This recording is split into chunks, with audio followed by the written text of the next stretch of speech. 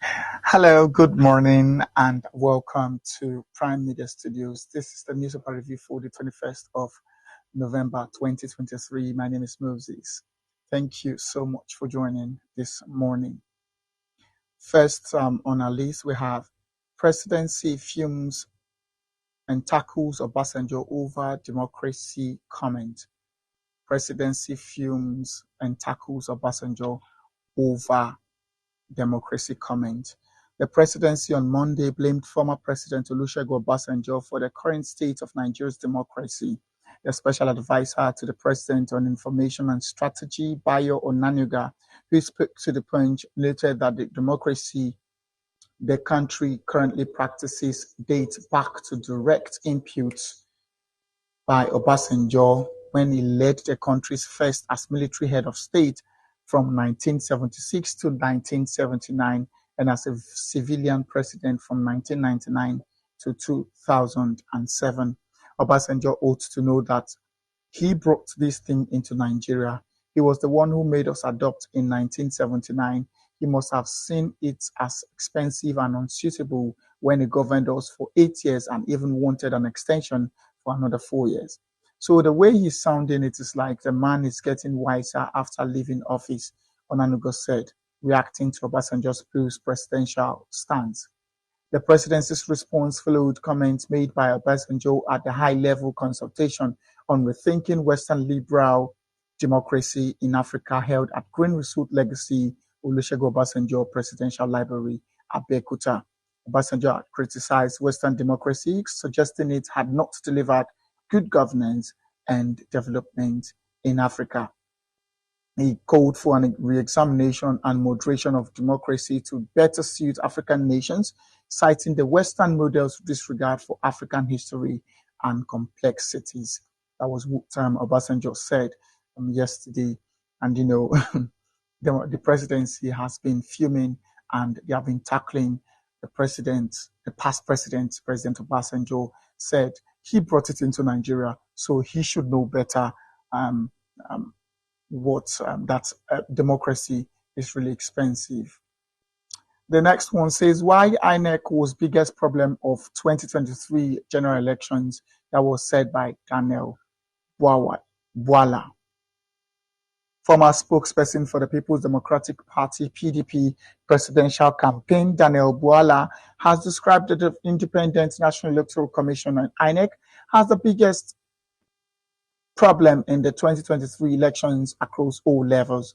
Bwala stated this in an interview with Channels Television's Politics Today on Monday, that was yesterday. He said the biggest culprit, the biggest problem in the 2023 elections across all levels is INEC, because have you seen the mystery of INEC? In this 2023 election, INEC will certify a document for you. INEC will be in the court raising objections, and the court has never cautioned them. So we will get to perfection, but this election regime has left so much to be desired, he said. That was what Daniel Bwala said yesterday, being Monday, in Channels Television studios. The other one said, Tinubu not undermining judiciary, no plan for one-party state or rule presidency. It says, Tinubu not undermining judiciary, no plan for one-party rule, says presidency. Earlier on, recall that PDP's Atiku Abubakar questioned the integrity of the judiciary after court judgments sacking some opposition governors. The presidency on Monday was responding to People's Democratic Party (PDP) presidential candidate Atiku Abubakar's questions over the integrity of the judiciary following recent court judgments which sacked some governors of opposition parties in some states. In a statement, the president's special advisor on information and strategy, Bayo Onanuga, insisted that Tinubu remained committed to upholding judicial independence and Nigeria's democratic values. Onanuga added that the allegations rose in the context of the PDP's poor performance in recent appeal court rulings regarding the election of some of its governors. President Tinubu is a Democrat to the core. We make bold to say that as president, he has not interfered with the judgment of the judiciary, the statement said. The PDP and former vice president and his spokesman have become overtly desperate to hang their rules on President Tinubu and the judiciary. We had witnessed how under his watch the PDP governor in Osun defeated the APC at the Supreme Court. Similarly, the PDP governor in Bauchi also won his case in the appeal court, beating the APC. The President Tinubu is also not planning to impose a one-party state as Atiku has serially alleged, and his party and spokesman have now parroted. The presidential aide rejected Atiku's claim that Tinubu interfered with judicial processes. He cited instances where PDP candidates triumphed over All Progressives Congress candidates in Supreme and Appeal Court, underlining Tinubu's commitment to democracy and the rule of law. That's that about that. And also, Abia government denies spending 927 million on Governor Otis Mills sales welfare. Abia government denies spending 927 million naira on Governor Otis Mills and welfare. According to the governor's media aides, the entire government of Abia State spent a total of 223,389,889.84 kobo on refreshment and meals during the period in question. The Abia State government has denied spending over 900 million naira on the feeding and welfare of Governor Alex Oti from July to September 2023. Earlier reports emerged that a budget performance report indicated that the government spent 927 million within 3 months on refreshment and meals allowance, settlement of honorarium and welfare packages. It was alleged that the OT-led government spent 223,389,889 naira 84 kobo on refreshment and meals, while 305,400,000 was spent on honorarium and sitting allowances for government officials in July and September 2023. As a result, some Nigerians took to social media wondering how such amount of money could have been spent in the space of 3 months in view of current economic realities. However, in a statement on Monday, the media aides to the governor, Ferdinand Ekoma and Kaze Uko, described the report as false. The total amount spent so far by the entire government of Abia State for refreshment and meals for the period is 223,389,889.84 kobo, the statement read. The figure above is as captured in all the ministries, departments, and agencies of government. Please note that this figure is for the entire state and not for the office of the governor, has been erroneously portrayed. The stated figure covers expenses for special events such as retreats, conferences, and related events. For welfare, the Abia State government has so far spent the sum of 397,520,734.84 kobo. The welfare expenditure is in line with the State Fiscal Transparency, Accountability, and Sustainability Program, SFTAS, an initiative of the federal government. Also note that the welfare expenditure covers all the ministries, departments, and agencies, and not just the governor's office, as wrongly alleged. All this money we are calling now, in this economic downsize, I'm speechless, really speechless. But as it says, as it implies, allegedly, they have come out to debunk the rumor, and they are saying that it is not just for the governor's office alone, it's for all the MDAs, all the government parastatals and institutions that spent the whole money for special events and honorarium and for sittings of the different government officials. Okay, another one has come up again says Lagos procurement scandal, billion naira fans and phantom contractors. Let us take a look at that. It says In a recent public disclosure, Funsho Doherty, a Lagos-based chartered accountant and politician, brought to light some significant allocations in 2023 budget of the Lagos state government. In the budget, as reviewed by Doherty, the governorship candidates of the Action Democratic Congress, ADC, include staggering amounts earmarked for items such as charter plane, SUVs, diffusers, and extensive infrastructure. Doherty, in an open letter addressed by Governor Babajide Sanwo-Olu, detailed various allocations that he believes require greater scrutiny, drawing attention to a register of public procurement awards by LASG, that's Lagos State Government, for the second and third quarters of 2023.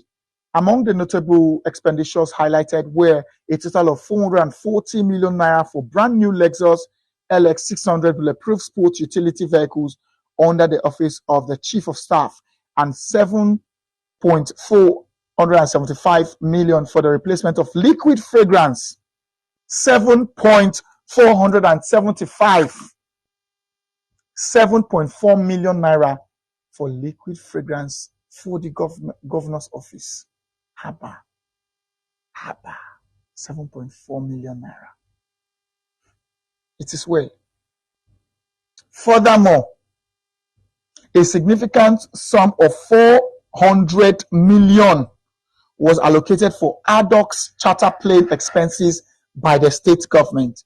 Additionally, Doherty raised concerns over the allocation of 69.9 billion naira for the repair and upgrade of a section of the Etios-Lekki Expressway, questioning the significant investment in a road rehabilitation project. The letter also touched on the ongoing Lagos Rail Mass Transit project, highlighting the allocation of 218 billion naira for phase 2 construction and urging the government to provide assurances against potential cost overruns or inefficiencies. Expressing concerns about lavish spending and infrastructure investment, Doherty emphasized the need for transparency and accountability in management of public funds. The disclosure sparked significant reactions on various social media platforms, with many Nigerians expressing outrage and disappointment over what they perceive as exorbitant and questionable expenditures by the Lagos state government. Their revelations triggered a wave of reactions across social media platforms. Citizens expressed dismay and frustration, demanding accountability and ethical stewardship from government officials.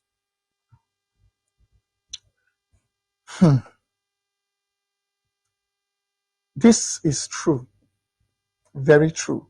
But how come will the governor's office get 7.4 million naira just for liquid fragrances, air freshener that will buy at home?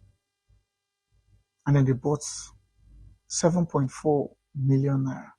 We all know these things are just, they just want to try and do all of these things so that they would get money for their pockets, for their personal interest, awarding contracts of 280 something billion and 680 something billion. It is way too much. What Doherty is calling now is for transparency. However, we all know that the government is actually not transparent enough. Nobody in the government is absolutely transparent. So nobody should deceive us with transparency and accountability, because there is no one in government that is actually transparent and accountable. That is just what I want to say. Anyway, deviating from that, we have our online site, remy.com.ng, where you can order great stuff like your sneakers, like your flip-flops, like your home appliances, your accessories, your gadgets, and all of those things in a very cheaper rate. And guess what? Remy.com.ng is doing Black Friday. The Black Friday of Remy is on, where 50% of the price is slashed out, and you can get all of these things. More than 50% is slashed out. You can get what you are seeing there for 100k before. You can get it for as low as 40 or 50,000 naira. over 100% slashed out. You do not want to miss this. Just log on to remy.com.ng, www.remy.com.ng, to order your amazing items. And do you know what? You can get it 3 to 5 working days in Lagos. Within Lagos, you can get it at your doorstep 3 to 5 working days. And also outside Lagos, you can get it 3 to 7 working days.